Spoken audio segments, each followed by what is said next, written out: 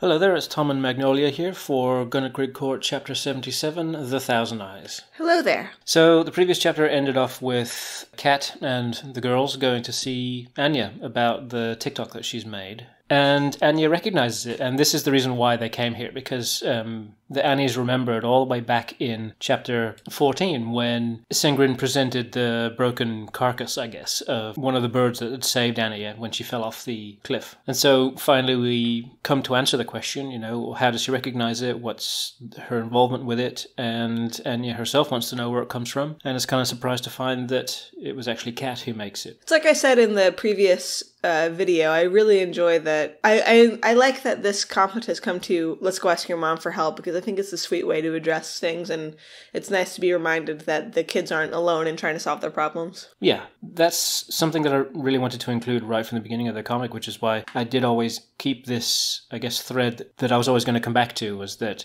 somebody who knew about these mechanical birds was Anya, and then we took the very roundabout way of actually, when we do come to it, we find out that Kat has made them. And now we can finally see how Anya is aware of them, and we get a little flashback here of her and Donald being confronted by one, and it actually leads them to eventually becomes Kat's workshop. And it's the bird that sort of leads them to this underground silo full of the golem robots. So it's sort of like a big loop that's come back on itself. The girls seem kind of surprised that Anya isn't really fazed by any of this. And the paradox that Kat has been stressing out about is something that Anya kind of very quickly understands and comes to terms with, and she reveals that really time travel is not that difficult. Of course, she's talking in the mythological sense, because there are plenty of stories about time travel and creatures that can mess with time, especially in mythology. And she points out that Coyote has done plenty of stuff like that, and Annie herself has experienced Coyote messing with time and stretching or contracting time. And in the environment of the court, that in itself is not super unheard of. But of course, this is not, it's not sufficient explanation for Kat. Anya is one of the characters who we don't really get to see that much, so did you enjoy getting to spend a bit more time with her in this chapter? Yeah, I like spending time with the adult characters, Anya in particular. I guess I like that she's a responsible parent, but she still has that sort of girlish, childish side a bit, where she's really eager to get involved, with what the kids are doing, and she's, of course, very eager to help out, especially if it's something that her daughter is involved with. Did Anya and Donald ever consider having another child? I guess for a while I did consider giving Kat a baby brother, but ultimately wouldn't really add it to the story, so it was just something that I didn't pursue, What would his name have been? I don't know, I didn't get that far. I thought, shall I do this? And I thought, no, and then I scrapped it. Baby Kevin. No. Kat and Kevin, no. But this leads to another detail that has been left in the comic from right back near the beginning. Anya is talking about people that they've met, somebody who might be able to help them even further, and she produces this artifact here and, uses it, I guess, by destroying it. And I think as soon as some people saw the shape of the thing, people knew who was about to be summoned, but the girls don't, so Anya summons Brinny, one of her friends from a long time ago. Do you want to talk about Brinny at all? Have you talked about her in the past videos and stuff, who she is and everything? I think I've mentioned, that she is Brunhilde when she was in the past chapters, but because she doesn't really play much of a role in the main plot until now, I guess I've not really had much opportunity to talk about her. Well, I really like her new design here, her adult design. Yeah, and she's sort of an ageless character. So when we saw her, she was the same age as the Anya and Surma and those kids back in those days. And now she's an adult, and she looks younger than Anya. But again, she's, I guess, not a creature that really follows the passage of time. So when she was a school kid with them, it wasn't that she was that literal age necessarily? No, probably not. She still would have been ageless even at that time. Right. But as soon as she sees Anya, she is super happy to see one of her old friends, and she's especially happy to find out that she has a daughter, and she's all excited, and we get a little bit of a glimpse into their relationship. Kat seems pretty excited too. Yeah, I mean, I guess in my mind, Brinny's probably the hottest woman Kat's ever seen. And so, she's a bit flustered or whatever, but Brinny spots the Annies, who are, pretty obviously descendants of Surma, and very quickly is able to tell that they aren't twins, that they've actually been manipulated in some way. In fact, something stranger than the fact that they are sort of shifted from different dimensions is that Carver is is her dad. You know. And Brittany and Tony have a little bit of history, so she has extra reason for perhaps being a little weirded out by this. Yeah, that was back in chapter 37 when we see a little bit of Brittany's failed flirtation with Tony, I guess. We quickly get to the reason for them coming here and summoning Brittany is that Anya requests to be taken to the Norns. I actually wanted to ask a little bit about the whole thing of them being put in Chester by mistake. Oh, sure. Is the idea that people with more obvious supernatural abilities were kind of new to the school and they weren't sure where to put them at the time? Yeah, kind of. The kids who are put in Chester are, I guess, the ones that are very obviously, weird. I guess, to not put too fine a point on it. Sure. People who might have been myths, for example, like Brittany herself, or the really weird kids like Zimmy and Gamma. And Shadow's in there right now too, right? No, Shadow is technically in Foley with all the other ex-animals and ex-fairies. Oh, right, okay. So Anya here is deducing that they'll be able to see the Norns, even though Brittany says that they're sort of reclusive, because it's probably already happened in the past, and Anya is able to make that sort of connection. Sure. And Annie sort of explains for the unfamiliar who the Norns are. In Norse mythology, they are basically the aspects of like the past, present, and future depicted as three women, or that basically controls or are in charge of looking over that aspect of time. And sure enough, when Brittany comes back, she says that they're able to go and see the Norns, even though normally just the average person isn't able to just summon them when they wish. So this is all stuff you've been building to for a very long time. Mm-hmm. Yeah, this was stuff that I'd intended right when I've introduced any number of these plot points, like the TikTok originally, obviously, and the photo with the younger versions of the parents, including Brittany, because I knew exactly who she was and how she'd connect to these characters. Do you feel like it took you about as long as you thought it would take to get here? Yeah, I knew it was going to be something that wouldn't happen until way, way later in the story. Sure. Because it would be surrounded by a lot of other plot elements that kind of hinge on it too, and especially, I guess, the most important part is Kat's development and the stuff that Kat is working on and the stage of her development as a character and a person, Right.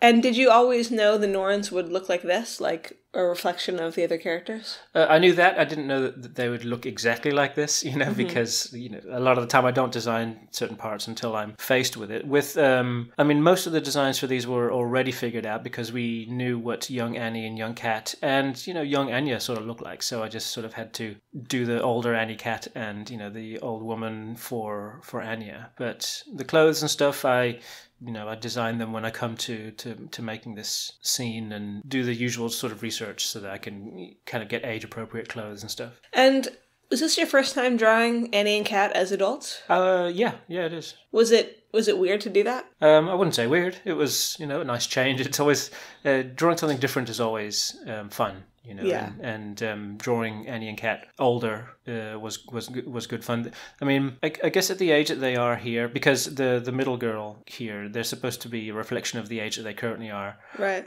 I'd say like Annie and Kat are probably around 17 or so now. Yeah. And really, you don't grow much taller between 17 and adulthood, I guess. So maybe their adult versions are a little bit tall, but I guess in comic terms and cartoon terms, like height kind of denotes age as well, doesn't it? Yeah, it does. A bit more than it would in real life. I think it gets the point across. And this is the actual reason for me doing any of this plot in the story, is because it's a long walk to a reference to Oh My Goddess, a comic that I read a long time ago. And I thought it would be a fun way to have the actual Norns, Verdandi, Erd, and Skald in the comic. And so I worked in a way that would make it appropriate to the plot, and I hope that doesn't diminish it too much, because... No, I don't think so. And it's true, isn't it? Well, yeah, it is. It is kind of true. And is Brittany being ageless the reason why you chose not to reflect her in the Norns? Yeah. Going into what the Norns would look like to Brittany or whatever is not really relevant to the chapter or anything. It would probably just raise more questions than it would answer. Yeah. So anyway, they revealed that the Norns have been expecting Kat because she's come to them many times throughout the past, and this is how Anya was able to deduce that they would be able to see them. Because if this is happening once, it has more than likely happened in the past, which is true in this case. So for the Norns, do they just kind of exist in a state of everything's happening all the time? Yeah, that's how I imagine it. It's not like they're sitting in a room waiting for her. It's just that there is no real concept of time. Like, I'm imagining during this entire scene, time is not passing anywhere else, and they aren't even really existing in an area where time is much of a concept. And I'm trying to do that in ways that I've sort of touched on in the comic before, where people are seeing different things depending on what your perspective is, and the idea that there are creatures that might seem human but are kind of existing outside of the rules of humankind, Sure. And so the Norns explain that they're aware of Kat's need to come and fulfill this mission, I guess, to help Annie. And they're even familiar with the bird that she's created. And they get Skull to make a little modification to the controller for it so that this is basically the last step that Kat was not able to reach on her own. And so they represent the time stream here as this fountain that flows into this pond here. And they say that Kat is able to complete her mission, basically. But before she goes ahead, Kat just has to pause and ask some questions, and she's like, well, how come you're just letting me do this? Like, what was it that happened before? And annoyingly, because this is a storyline that deals with time and stuff that may have happened in the past, she's not able to really give very many details.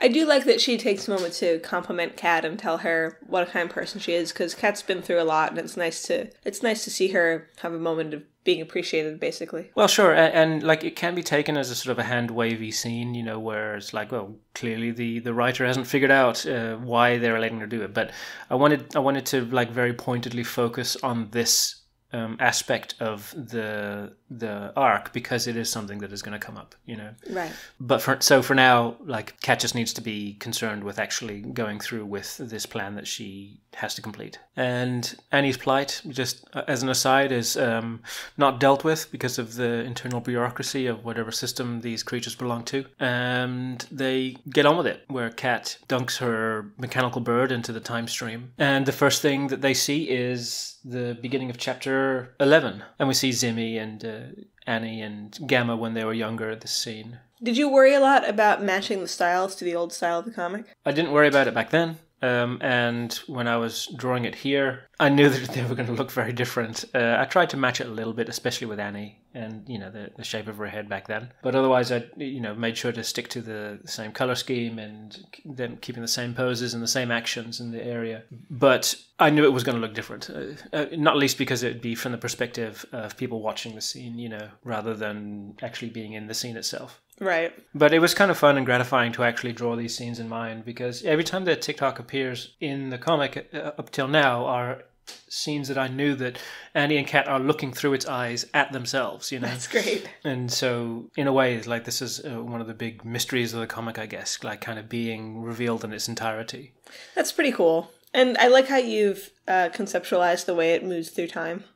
Yeah, I think like these little individual panels here with the purple squares would probably look a bit better in motion, but yeah, I tried to show it sort of tunneling through time. And there are a couple of other instances where the birds seem to be attracted to Zimmy, I guess. So Kat sends it further back in time and comes across a young Anya and Donald, and this is when Anya recognizes the situation and kind of directs Kat as to what to do next. So she mentions to fly it over to the warehouse.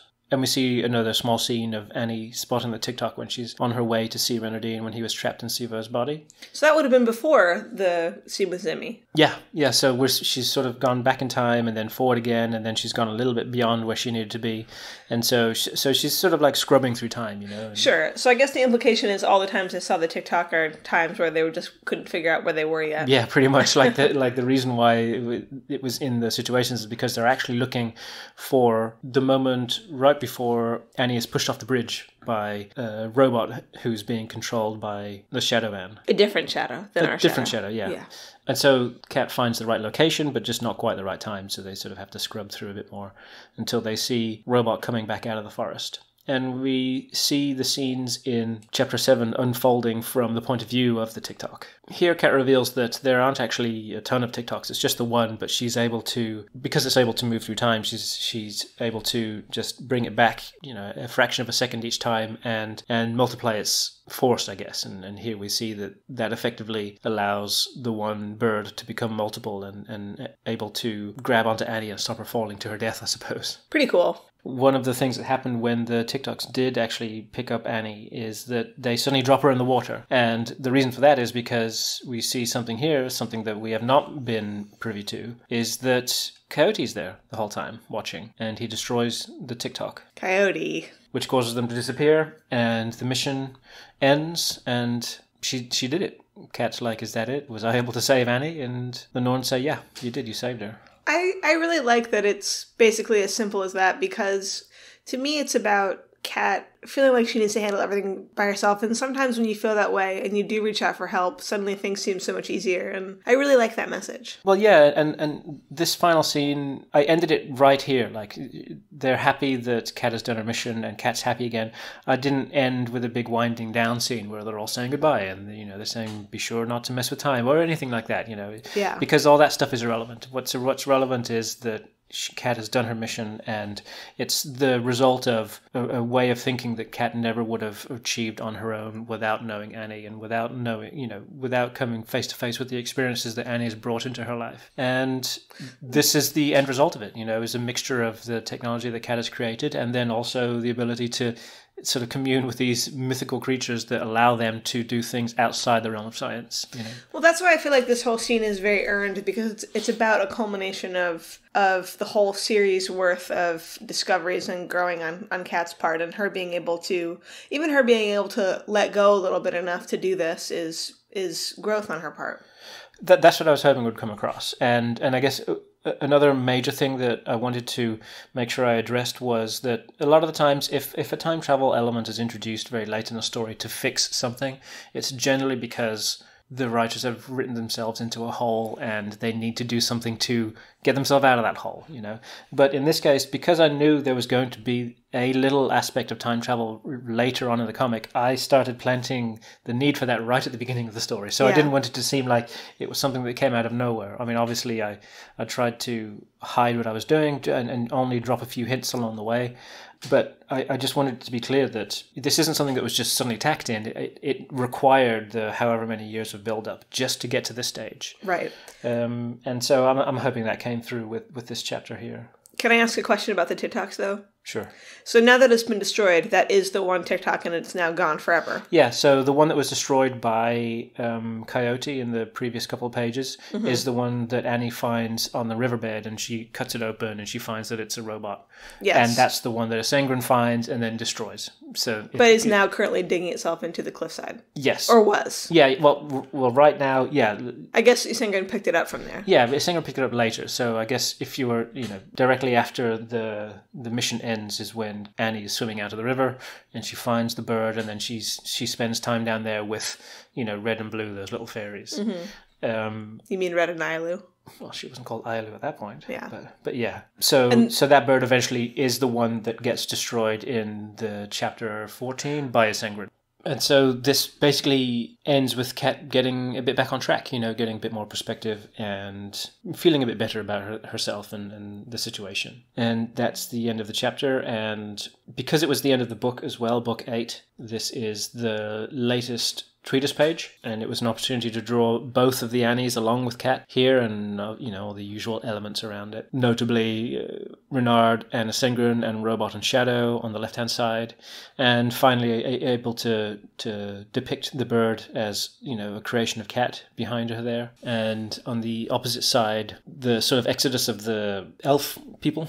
Mm-hmm. Being kind of mirrored with the oncoming exodus of the robots from, you know, their position in the court and meeting somewhere roughly in the middle. And during all that, of course, and behind everything, still a few hints of Coyote, like the marks that Coyote's left in this world, like the fingerprint on the moon, or his colours still entwined in the wood of the forest, and just, you know, hints all throughout, and there's plenty there for people to think about and decipher on their own. This was a nice one, I think. It was more plainer, I guess, than some of the other treatise pages. I wanted it to be more flat and, you know, sort of diagrammatic, I suppose. But it marked the end of book 8 and the end of this chapter. So come back again for chapter 78, Behind It All. Bye!